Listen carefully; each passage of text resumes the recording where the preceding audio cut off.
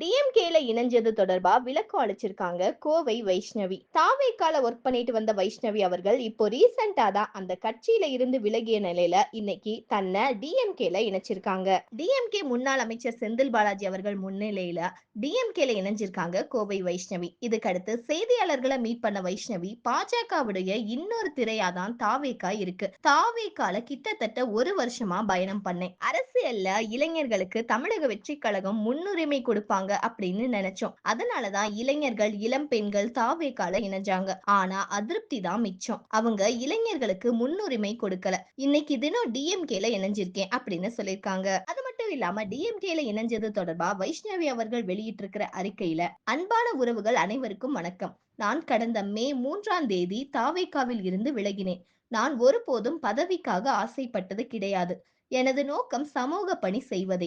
தினமும் மக்களுக்கு என்னால் ஏதாவது உதவி செய்துவிட முடியாதா என்றே நான் என் தினப்பொழுதை கடந்து வருகிறேன். தாவேகாவில் இருந்து விலகிய போதும் கூட எந்த ஒரு அடையாளமும் இல்லாமல் தினமும் என்னால் முடிந்த மக்கள் பணியை செய்து வந்தேன். தாவேகாவில் இருந்து விலகியவுடன் பல கட்சிகளில் இருந்து எனக்கு அழைப்புகள் வந்த போதும் நான் உடனே எந்த முடிவையும் எடுக்கவில்லை. என் அம்மா டிஎம்கேவில் கடந்த 15 வருடங்களாக களப்பணி செய்து வந்தார்.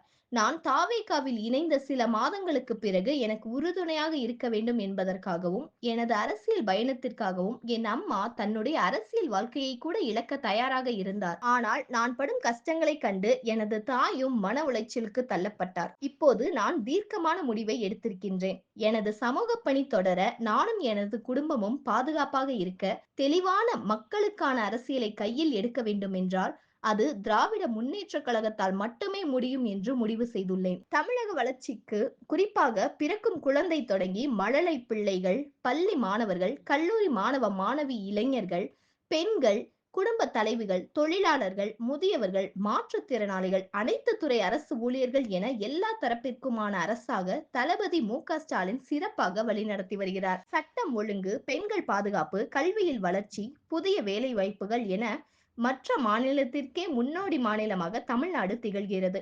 கடந்த ஆட்சியை காட்டிலும் இப்பொழுது டிஎம்கே தலைவர் முதல்வர் மு.க.ஸ்டாலின் அவர்கள் பொறுப்பேற்ற பிறகு தமிழ்நாடு மிகப்பெரிய வளர்ச்சி அடைந்திருக்கிறது என்பதை யாராலும் மறுக்க முடியாத உண்மை. நான் தாவேகாவில் இருக்கும் பொழுது திமுகவின் மீது கடுமையாக விமர்சனங்களை வைத்திருக்கின்றேன். ஆனால் ஒருபோதும் என்னையோ குடும்பத்தையோ தனிப்பட்ட முறையில் அவதூறுகள் பரப்புவது, மிரட்டுவது என எதுவும் நடந்ததில்லை. எனது கருத்தை கருத்தியலாக எதிர்கொண்டனர். அது ஒரு ஆரோக்கியமான விவாதமாகவே அமைந்தது. ஆனால் சமீப காலமாக ஒரு குறிப்பிட்ட கட்சியை சேர்ந்த சிலர் என்னையும் என் குடும்பத்தையும் தரக்குறைவாக சமூக வலைதளங்களில் பேசி வருவதையும் நான் பார்த்தேன். அவர்களுக்கு நான் சொல்லிக் கொள்வதெல்லாம் ஒன்றே ஒன்றுதான்.